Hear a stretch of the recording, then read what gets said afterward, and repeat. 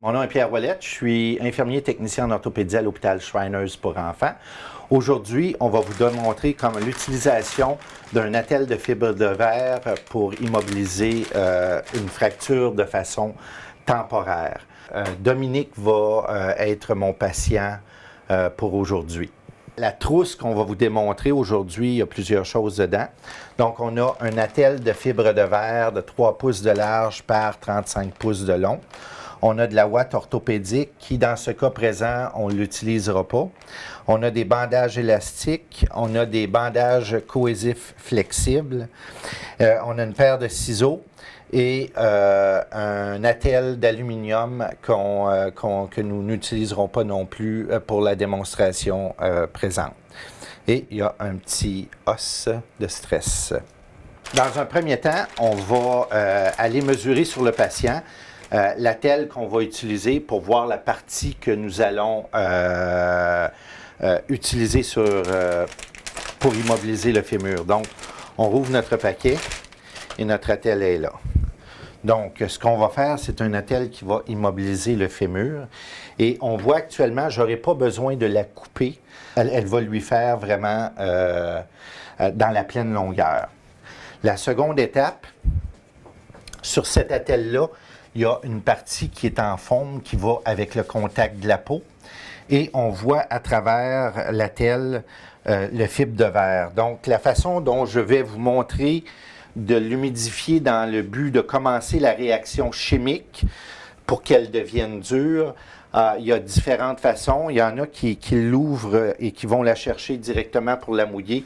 La façon la plus simple est la suivante. Donc, on utilise de l'eau de tiède à tiède froide, jamais mettre de l'eau chaude.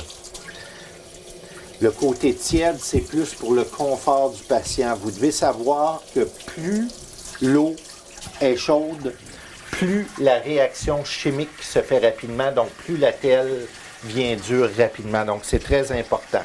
À partir du moment où on le trempe, on met de l'eau dans cette attelle-là, on a 3 minutes pour l'appliquer. Elle sera dure en 3 minutes. Donc, on la passe rapidement sous l'eau, comme ça. Et n'a pas besoin d'être une demi-heure, là. On fait juste l'humidifier. De la minute qu'il y a un petit peu d'eau dedans, comme démontré maintenant, la réaction chimique est commencée. Donc, tout ce qu'on fait, c'est qu'on enlève la majeure partie de l'eau pour ne pas tremper trop le patient. Et là, lorsqu'on a un patient qui a une fracture du fémur, il faut savoir que ça va être souffrant. De la minute qu'on va bouger le patient va démontrer qu'il y a de la douleur. Donc, on y va tranquillement. Vous pouvez même demander au patient de l'aider, de vous aider. Donc, tranquillement, pas vite, je vais insérer en dessous du patient notre attelle. Laisse ton pied bien droit, mon grand. Jusqu'en dessous de la fesse. Es-tu capable de te tourner un petit peu? Là, si on demande au patient de se tourner, c'est certain qu'il va avoir beaucoup de douleur. Mais on n'a pas le choix, il faut l'insérer en dessous du patient. Donc, je vais commencer à rouler au niveau de mon pied avec le bandage élastique. Donc, on peut arrêter ici à la base de l'orteil, qui est suffisant pour ce type d'immobilisation-là. Je ne vais jamais aller comprimer ici ces côtés-là pour la simple et bonne raison que les plis peuvent faire un point de pression qui va donner une plaie. Là, notre patient, il est très, très tolérant, comme vous voyez, mais je peux vous dire par expérience qu'à tous les fois qu'on roule un bandage élastique comme ça, le patient est souffrant. C'est même très souffrant habituellement. On doit absolument immobiliser notre patient parce que ça va être pire si on ne l'immobilise pas. Si c'est un grand patient, vous pouvez utiliser le bandage cohésif flexible qui est plus large. Celui qui est contenu dans le kit est plus large. Donc, ça s'installe très bien. Vous êtes mieux de le dérouler avant, de le passer, d'utiliser les creux naturels comme en dessous des genoux. C'est une bonne idée aussi. Donc, on déroule. On vient passer sous le creux du genou. Puis, on peut le fixer après.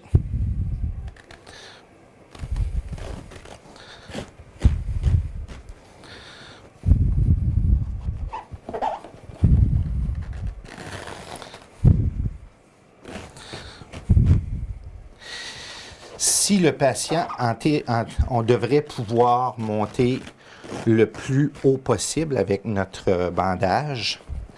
Si le patient est très souffrant, vous pouvez arrêter ici à la cuisse. Ça va être suffisant. Ce que j'aurais le goût de vous rajouter comme explication de cette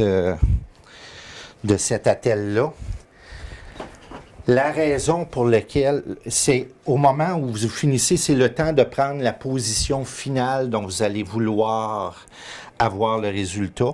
Donc, le pied idéalement 90 degrés. On pourrait, en dessous du genou, ici, mettre un petit coussin. Mais ça, c'est en fonction de la douleur du patient. Et puis, on attend là, que ça durcisse. Ça prend 3 à 5 minutes.